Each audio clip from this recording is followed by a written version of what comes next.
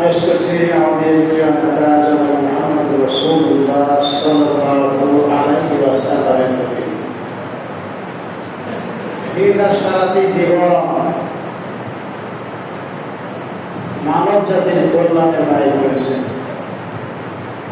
তিনি সেই মহান রাসূল, তিনি সকল প্রকার অপসংস্কৃতি দূর করে ইসলামের সংস্কৃতি চালু করেছিলেন, যিনি সুদমুক্ত ইসলামের অর্থ ব্যবস্থা চালু করে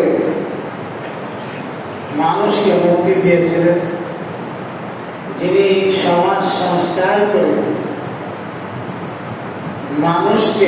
মানুষের দাসত্ব থেকে মুক্তির ব্যবস্থা করেছিলেন, যিনি এক ঝাঁক আল্লাহ প্রেমিক লোক তৈরি করেছিলেন যারা জীবন দিয়েও আল্লাহকে ভালোবাসতেন। আবু বকর রাদিয়াল্লাহু আনহু, ওমর ইবনে খাত্তাব, উসমান ইবনে আফফান, আলী ইবনে আবি তালিব, সেই মহান সাহাবীদের নেতৃত্বে সে আমাদের নৈতিক ইসলাম সারা বিশ্বের মধ্যে ছড়িয়ে ছিটিয়ে রয়েছে।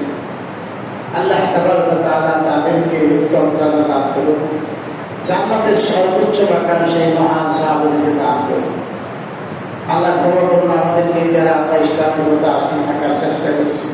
আল্লাহ যেন আমাদের ভুল ত্রুটি ক্ষমা করে তারা দাসত্ব করার সুযোগ করে দেন। সুপ্রিয় উপস্থিতি, আপনারা কিভাবে চিন্তা করেন আমি জানি না। আমার দৃষ্টি থেকে আমরা মুসলমান নাই। দেখেন, এই যে মসজিদে আজান হয়েছে, মানুষ যার যার কাজে ব্যস্ত রয়েছে।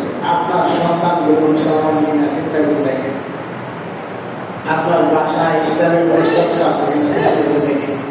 খেলা নিয়ে ব্যস্ত আছে, ব্যবসা বাণিজ্য নিয়ে ব্যস্ত আছে, অথচ যে কোনো সময় মরে যাবে।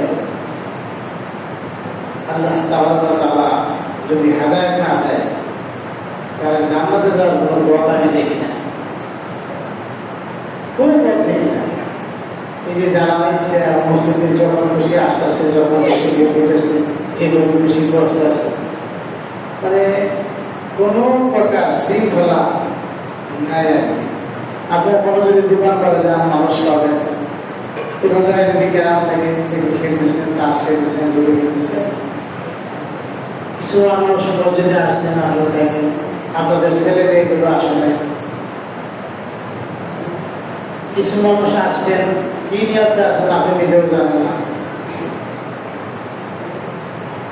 দোয়া করি আল্লাহ তাআলা আমাদের সকলকে হেদায়েত নসিব করুন। সম্মানিত উপস্থিতি, আমি একটি হাদিস মোবারক আপনাদের সামনে পেশ করছি। হাদিসটা আপনারা সবাই জানেন, কিন্তু মানেন কিনা সেটাই হলো বড় কথা। হাদিসটি হলো যে আল্লাহ রাসূল বলেন যে লা তাযুলু কদমা আবদিন হাত্তা ইয়াসআলা আন খামস। কিয়ামতের দিবসে হাসরের ময়দানে